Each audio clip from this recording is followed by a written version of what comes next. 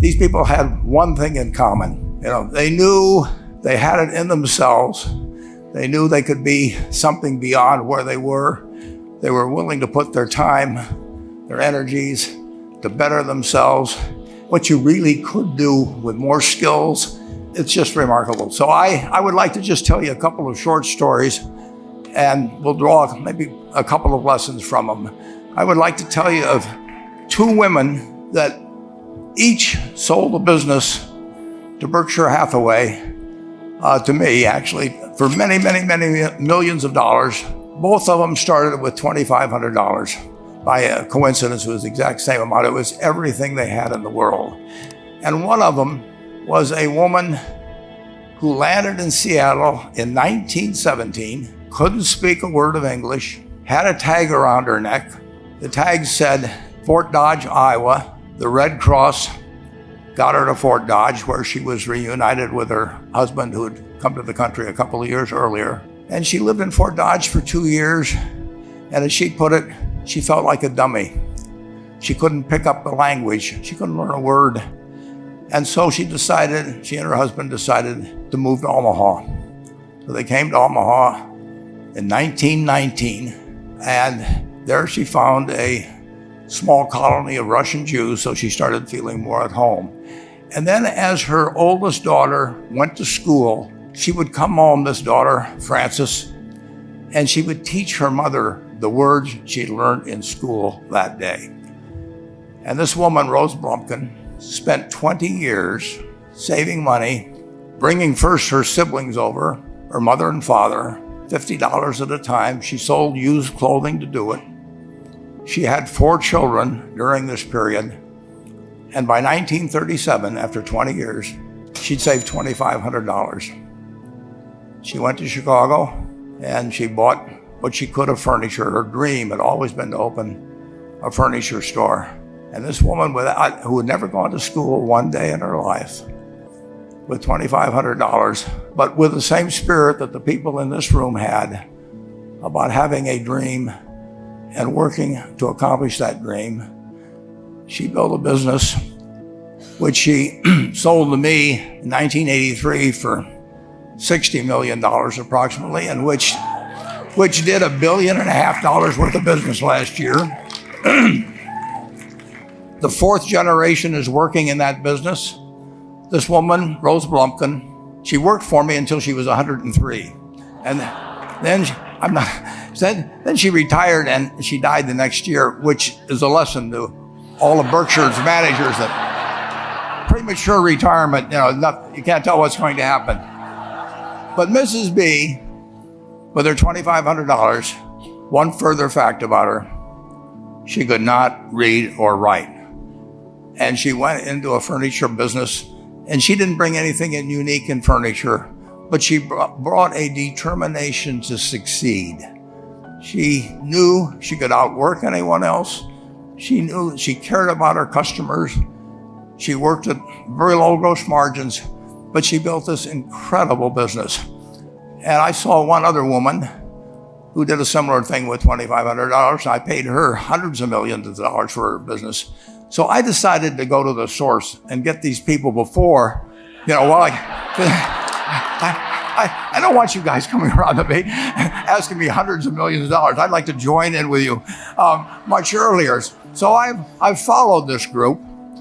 And today I'd like to tell you about one other small business person. This person, I went to buy his business from him, and he turned me down, which was very wise. But this was a fellow who was born about 8 years before I was. He was born in 1922. We'll call him Jack, lived in the Midwest. He was a pretty good athlete, didn't like school much. And I'm going to tell you one thing early in the story. Maybe you can figure out who the guy was. The company he built hires more college graduates each year than any other company in the United States. And this fellow, who was destined for this but did not know it, Jack, went to college for a year and then dropped out. He really wasn't that interested in school. And the year he dropped out was 1941. And when the the United States became under attack, he went down to the Army Air Force recruiting station, volunteered, and they turned him down because he had hay fever.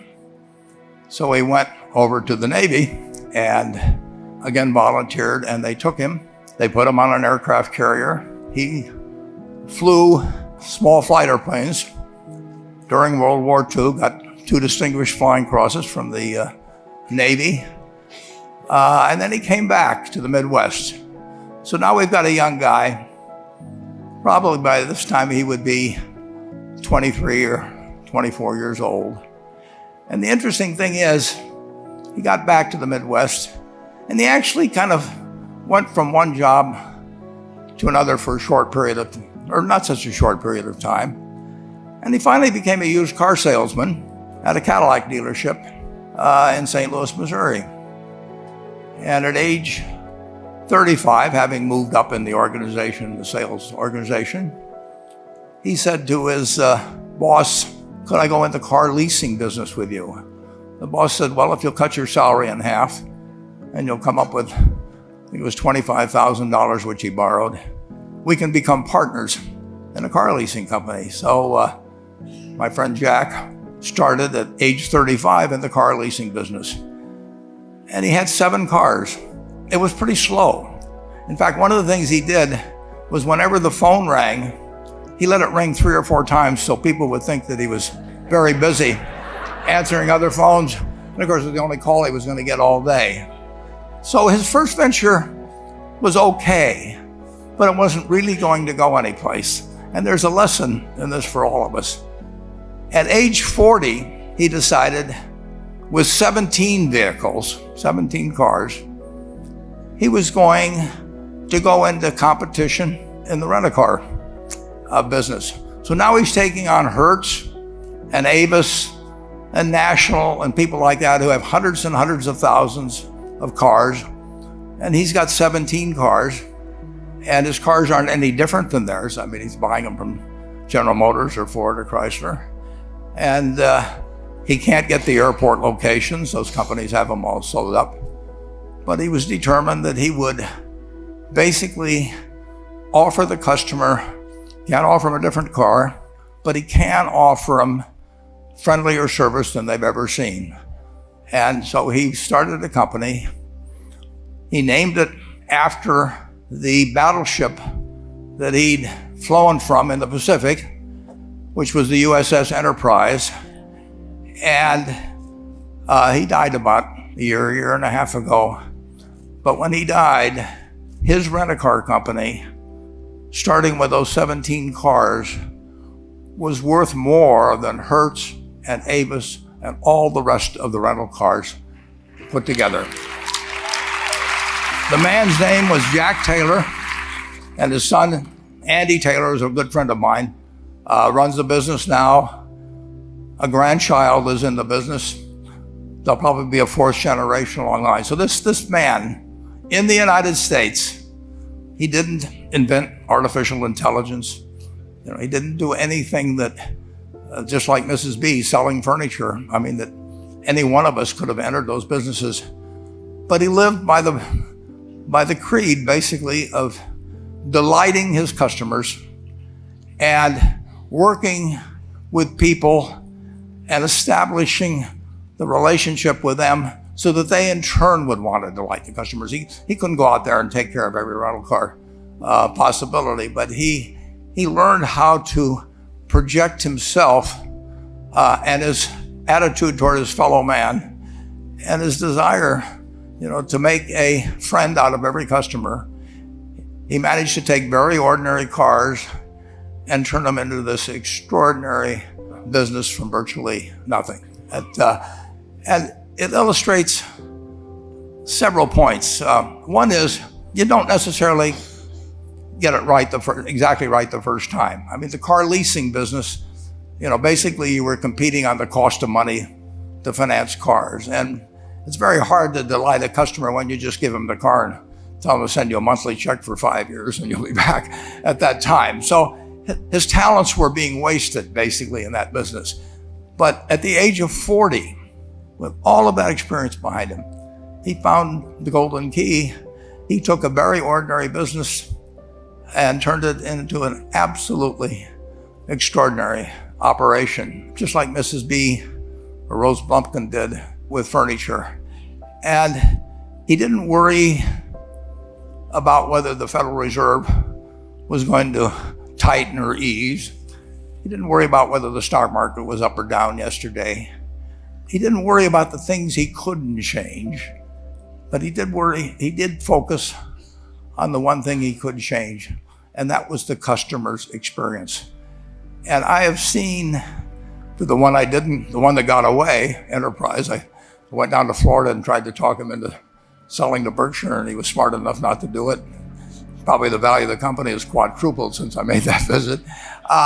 But he was smart enough to see that he would find that business. Henry Ford, as you may know, failed twice before he started the Ford Motor Company in 1903. I mean, the test isn't whether you get the greatest business idea in the world the first time out. The test is whether you keep learning as you go along what your strengths are and what you can do for your customers, what you can bring especially to the party.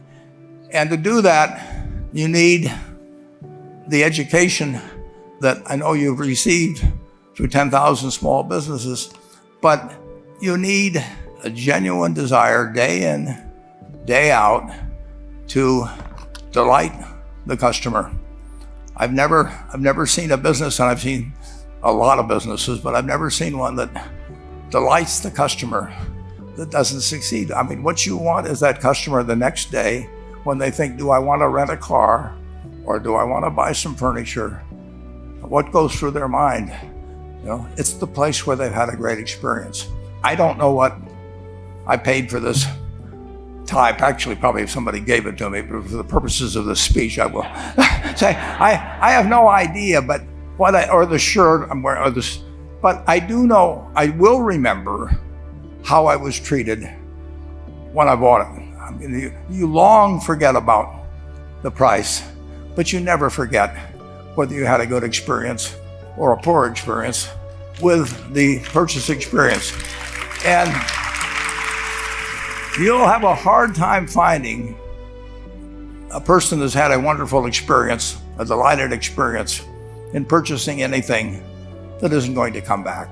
And similarly, if the memory is of rudeness, indifference, whatever it may be, they're never going to come back. And as a small business owner, and as you grow, you have to not only be able to project that interest in people's well-being, in delighting them yourself, but you have to do it through other people.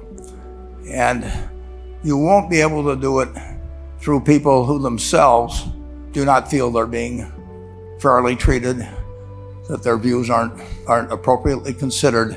So you really do have to learn to multiply yourself through other people. And I advise the young people that come to Omaha. We have a number of classes. The key is to, certainly in terms of your personal life, the most important decision you'll make is the spouse that most of you will likely have. And it's very important to surround yourself with people that are better than you are. You are going to move in the direction of the people you associate with. So you constantly, I've been enormously lucky in that respect. I mean, I've just had teachers and friends and a spouse that really was a better person than I was. And I had enough sense to learn from these people that life went better if you behaved better yourself. It took a while. So I advise you to seek out, as your partner in business, your partner in life, whatever it may be, look for the people that actually are examples to you rather than somebody that you think you need to straighten out yourself. And simple rules like that, delighting customers, working through other people, associating with people that will cause you to move in a better path than you might otherwise have, they will take you so far in life that it's hard to believe. I mean, they took Rose Blumpkin without being able to speak a word of English, couldn't read or write, and they took her to what is now a $1.5 billion business. And incidentally, there's been no money put in it since the $2,500. That's been the total capital paid into the Nebraska Furniture Mart. And I think if you looked at enterprise, I don't know their books the same way, but my guess is that very little equity capital has been added to enterprise over the years. The business built on itself. So I want to tell you, I admire this group enormously. When I met Dr. Mello's class on September 22nd, 8 years ago, I was thrilled. And I admire people that are doing what you have done. Working hard at your job at the same time, you took on an added, really, lot of hard work to further your skills. 99% graduate. I mean, that's a mind-blowing statistic. And I'm looking at 2,200 people here who I admire. I'm cheering for you, and I can tell you the best is yet to come. Thank you.